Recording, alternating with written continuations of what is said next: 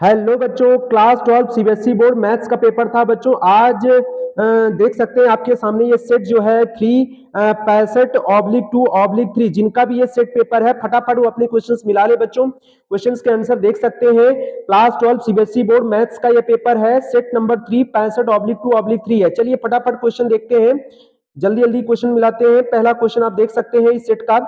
पहला क्वेश्चन ये है बच्चों, ठीक है। इस पहले क्वेश्चन का जो आंसर है बच्चों, देख सकते हैं, if p vector and q vector are unit vector then which of the following values of p vector dot q vector is not possible। तो फटाक से बताइए आपने कौन सा ऑप्शन किया है। यहाँ पर जो ऑप्शन करेक्ट होने वाला है वो है पहले का, फर्स्ट का डी। जी हाँ, फर्स्ट का डी ऑप्शन करेक्ट है। जिन बच्चों ने फर्स्ट का डी टिक किया है वो बिल्कुल सही है। नेक्स्ट क्वेश्चन लेते हैं बच्चों। चलिए नेक्स्ट क्वेश्चन की तरफ चलते हैं। Which of the following can be both a symmetric and skew symmetric matrix. फटाफट बताइए इसका कौन सा आपने टिक किया है। दूसरे का सी। जी हाँ, बिल्कुल सही है, नल मैट्रिक्स। नल मैट्रिक्स इसका आंसर होगा बच्चों।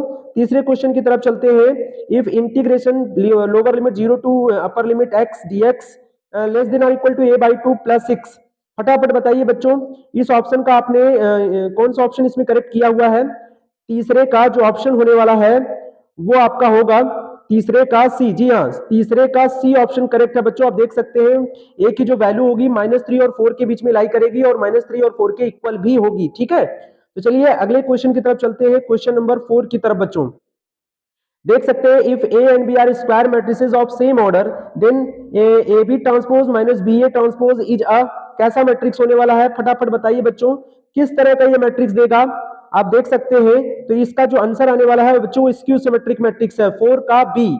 जी हाँ, स्क्यू सिमेट्रिक मैट्रिक्स। जिन बच्चों ने स्क्यू सिमेट्रिक मैट्रिक्स पे टिक किया है वो बिल्कुल सही है। अगर आपको कोई भी डाउट हो तो आप कमेंट्स बॉक्स में कमेंट्स जरूर करिएगा, उसका रिप्लाई आपको जरूर मिलेगा। चलिए अगले क्वेश्चन की तरफ चलते हैं। अगला क्वेश्चन लेते हैं। The value of cos π/6 plus cot inverse -√3। आप बता सकते हैं इसमें इसका क्या मान होने वाला है, क्या वैल्यू है इसकी। फटाफट बताइए आपने कौन सा ऑप्शन करेक्ट किया इसमें। फिफ्थ का जो ऑप्शन है बच्चों वो ऑप्शन ए इज करेक्ट है। इसका -1 होगा बच्चों। जी हाँ, -1 इसका आंसर है, बिल्कुल करेक्ट है। जिन बच्चों ने -1 लगाया है ना वो बिल्कुल ठीक है बच्चों। चलिए अगले क्वेश्चन की तरफ चलते हैं। 6 क्वेश्चन लेते हैं। If P and Q R respectively order and degree. बच्चों यहाँ पे पी ऑर्डर है, क्यू डिग्री है, तो कह रहा है ये डिफरेंशिएबल 3 बार इसका मतलब यहाँ d/dx dy/dx का होल क्यूब लगा है। कह रहा है p माइनस क्यू कितना आएगा बच्चों। तो आप देख सकते हैं बच्चों यहाँ पे बता सकते हैं आपकी कौन सा यहाँ पे ऑप्शन आपने टिक किया हुआ है। 6 में आपने कौन सा ऑप्शन टिक किया फटाफट बताइए। सबसे पहले तो dy/dx का हम लोग डिफरेंशिएशन करेंगे तो 3dy/dx का होल स्क्वायर आएगा। फिर dy/dx का बच्चों हम लोग क्या करने वाले हैं, डिफरेंशिएशन करेंगे तो d2/dx² हो जाएगा। और उसी की हमें ऑर्डर देखनी, तो ऑर्डर तो 2 हो गया और डिग्री बच्चों उसका 1 है तो 2 में 1 माइनस करेंगे तो 1 आएगा। जी हाँ, तो 6 का बी ऑप्शन करेक्ट है बच्चों, 6 का बी ऑप्शन करेक्ट है। जिन बच्चों ने बी ऑप्शन लगाया ना वो बिल्कुल सही है, ठीक है। अगले क्वेश्चन की तरफ चलते हैं। अगले क्वेश्चन की तरफ चलते हैं। क्वेश्चन नंबर है fx is equal to x square minus 4x plus 6 is increasing in the interval.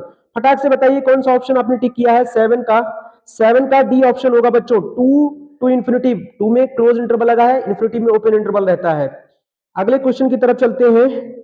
अगला क्वेश्चन आ गया है the line x is equal to 1 plus 5 mu y is equal to -5 plus mu and z equal to -6 -3 mu passes through the which following point. आप बता सकते हैं इसमें कौन से पॉइंट से पास हो रहा है ये।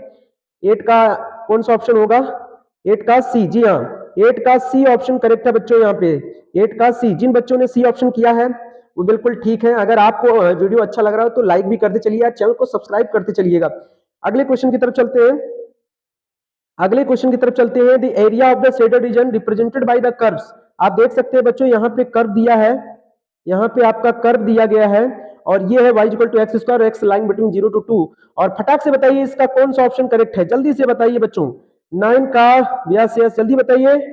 बिल्कुल देख सकते हैं यहाँ पे जो क्वेश्चन का आंसर होने वाला है, यहाँ पे थोड़ा क्वेश्चन का जो आंसर होने वाला है जल्दी बताइए। D option. जी हाँ, integration 0 to 4 root by D Y, बिल्कुल सही है बच्चों। अगले क्वेश्चन की तरफ चलते हैं। 9 का डी था। 10 का देखिए, 10 नंबर क्वेश्चन का if E and F are two events such that P greater than 0 P F not equal to 1 then P E bar upon F bar each. आपको बताना है इसका कौन सा ऑप्शन करेक्ट होगा। बिल्कुल सरल सवाल है बच्चों, आप कर सकते थे। डी ऑप्शन करेक्ट है इसका, डी ऑप्शन करेक्ट है। जी हाँ, 10th का डी ऑप्शन करेक्ट है। अब हम अगले क्वेश्चन की तरफ चलते हैं, फटाफट क्वेश्चन का आंसर देखते हैं। 11 the probability of distribution of random variable दिया गया बच्चों और आपसे पूछा गया EX क्या होगा, EX की वैल्यू 11th का ए ऑप्शन करेक्ट है बच्चों, 11th का ए ऑप्शन करेक्ट है -1.8। जिन बच्चों ने ये किया है बिल्कुल सही है। अब प्रोजेक्शन निकालना है बच्चों 12th क्वेश्चन में। प्रोजेक्शन ऑफ ए वेक्टर दिया है, बी वेक्टर दिया है, बोल रहा है इनका वैल्यू 4 यूनिट्स है, देन अल्फा इज आपसे। तो बच्चों प्रोजेक्शन का तो फॉर्मूला होता है ना, क्या होता है, A vector dot B vector upon, projection किस पे है, बी वेक्टर पे है, तो नीचे मॉड ऑफ बी वेक्टर कर दीजिए, हो गया सवाल। आपने कौन सा ऑप्शन इस पे टिक किया है, तो इसका जो ऑप्शन होने वाला है बच्चों 12 का जो ऑप्शन है 12 का आएगा आंसर डी। जी हाँ, डी ऑप्शन करेक्ट है। जिन बच्चों ने डी ऑप्शन पे क्लिक किया है बिल्कुल सही है। ओके, अगले क्वेश्चन की तरफ चलते हैं बच्चों, अगले क्वेश्चन की तरफ 13 पर। The equation of line parallel to the vector, आपके पास एक पैरेलल वेक्टर दिया गया है बच्चों, देख सकते हैं साफ साफ ये, और इस पॉइंट से पास हो रहा है। आपको पकड़ना है इसमें कौन सा जो है इक्वेशन ऑफ लाइन होने वाली है। तो 13 का जो क्वेश्चन है बच्चों, 13 का सी ऑप्शन करेक्ट है बच्चों। जी हाँ, 13 का सी ऑप्शन करेक्ट है। अगले क्वेश्चन की तरफ चलते हैं, 14 नंबर क्वेश्चन, देख सकते हैं बहुत प्यारा क्वेश्चन है। If a line makes an angle of 3 pi by 4 pi by 3 and theta. बच्चों इसमें एक फॉर्मूला होता है, याद होगा आपको, cos square alpha plus cos square beta plus cos square gamma is equal to 1।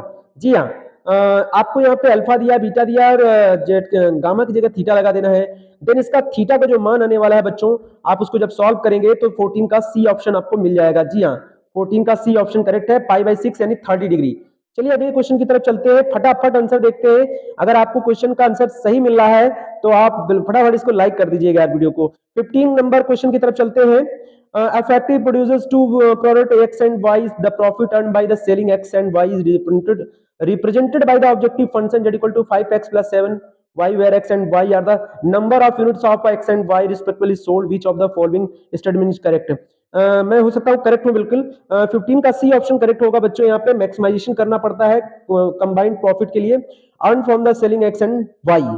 ठीक है, तो ये इसका हो सकता आंसर है, और 15 का सी। और अगले क्वेश्चन की तरफ चलते हैं, अगले क्वेश्चन की तरफ चलते हैं बच्चों। 16 नंबर में कह रहा है कि भाई if A denotes the set of continuous function and B denotes the set of differentiable function, which of the following describes the correct relation between set A and B. बच्चों मैं आपको बता दूं, जो फंक्शन डिफरेंशिएबल होता है ना वो कॉन्टिन्यूअस भी होता है। तो कहने का मतलब डिफरेंशिएबल फंक्शन जो है अगर बी है तो कॉन्टिन्यूअस तो इसके अंदर आएगा, यानी ए इसके अंदर रहेगा, यानी ऑप्शन ए इज करेक्ट है। 16 का ए ऑप्शन करेक्ट है। अगले क्वेश्चन की तरफ चलते हैं, 17 नंबर। तो 17 नंबर क्वेश्चन में आपसे कह रहा है कि एक 4 फ्रेंड है, अभय, बीना, छाया और Devesh are asked to simplify this question. को सॉल्व करना है where A and B are both matrices 2x2 order के हैं। ए कभी बी के इक्वल नहीं हो सकता, बी कभी आई के नहीं, मतलब ये दोनों आपस में आई के इक्वल नहीं हो सकते, आइडेंटिटी मैट्रिक्स नहीं हो सकते, inverse not equal to B नहीं हो सकता है। अब आप देखेंगे तो इसमें इनकी संभावना जो है आंसर करेक्ट करने की वो ये है, तो इसमें ऑप्शन जो होगा वो बीना वाला करेक्ट हो जाएगा, बीना का। जी हाँ, बीना वाला 17 का बी करेक्ट है। अगले क्वेश्चन की तरफ चलते हैं, 18 नंबर। तो इस क्वेश्चन का आंसर आप बता सकते हैं, if A and B are square matrices of order m such that a square minus b square is equal to a minus b a plus b, then which of the following is always correct? फटाफट बताइए इसका कौन सा option आप लोगों ने किया है। चलिए हम बताते हैं, 18 का बी ऑप्शन करेक्ट है इसका बच्चों, 18 का B, A B equal to B A. जिन लोगों ने A B equal to B A मारा है ना, बिल्कुल सही है। अगले क्वेश्चन की तरफ चलते हैं बच्चों, अगले क्वेश्चन की तरफ बिल्कुल एक्यूरेट आंसर है बच्चों। 19 नंबर क्वेश्चन की तरफ चलते हैं। 19, every point of feasible reason of a linear programming problem is an optimal solution. गलत है बच्चों, कॉर्नर पॉइंट्स पे होते हैं जो प्रोग्रामिंग प्रॉब्लम है, ऑप्टिमल सॉल्यूशन जो हमेशा निकलते हैं वो कॉर्नर पॉइंट के लिए निकलते हैं। एजर्सन इज रॉन्ग है, तो एजर्सन रॉन्ग है तो बच्चों यहाँ पे फिर ऑप्शन कौन सा क्लिक होगा, एजर्सन किस में रॉन्ग है, डी ऑप्शन में। तो जी हाँ, डी ऑप्शन में इसका रॉन्ग है एजर्सन। तो इसका मतलब मुझे आगे चेक भी नहीं करना है, तो assertion is false but reason R is true. अब देखिए ऊपर में कहीं आपका क्या एजर्सन रॉन्ग दिया है क्या, दोनों रॉन्ग हो सकते हैं, ये भी हो सकता है, assertion and reason are true, assertion and reason are true. देखिए यहाँ पे ऊपर तो ट्रू ही ट्रू दिखा रहा है, इसका मतलब है आपका ये वाला क्वेश्चन सही होगा, 19 का डी। ठीक है, अगले क्वेश्चन की तरफ चलते हैं बच्चों, 20 number. This is the last question of this topic. ठीक है, तो अगला क्वेश्चन क्या कह रहा है, अ डायगोनल, एक मैट्रिक्स है जो कि डायगोनल है 3 5 2 is a scalar matrix of order 3x3। कह रहा है ये एक डायगोनल मैट्रिक्स है, क्या ये एक scalar matrix of order 3x3 हो सकता है। बच्चों एक बात बता दें हम, अगर ये आपका डायगोनल मैट्रिक्स है, इसका डायगोनल 3 5 2 है, और स्केलर मैट्रिक्स में क्या होता है कि उसके जो डायगोनल मैट्रिक्स होते हैं वो सेम होने चाहिए, जैसे 1 1 है, या फिर 2 2 होना चाहिए, या फिर 3 3 होना चाहिए, बाकी अदर एलिमेंट 0 होने चाहिए। तो यहाँ पे तो ऐसा कुछ है नहीं, यहाँ पे डायगोनल मैट्रिक्स 3 5 2 है, तो इसका मतलब भाई एजर्सन ही गलत हो गया है। तो एजर्सन गलत है तो इसका मतलब एजर्सन फॉल्स, तो आगे हमें देखने की जरूरत नहीं रहती है। तो हमारा कहने का मतलब डी ऑप्शन यहाँ पे करेक्ट होने वाला है बच्चों, डी ऑप्शन करेक्ट है 20 का डी। तो 19 का भी डी है, 20 का भी डी है, और इस तरह से आपने सारे क्वेश्चनों के सॉल्यूशन देख लिए बच्चों यहाँ पे फटाफट। अगर आपको वीडियो अच्छा लगा हो तो वीडियो को लाइक कर दीजिएगा, चैनल को सब्सक्राइब कर दीजिएगा। धन्यवाद।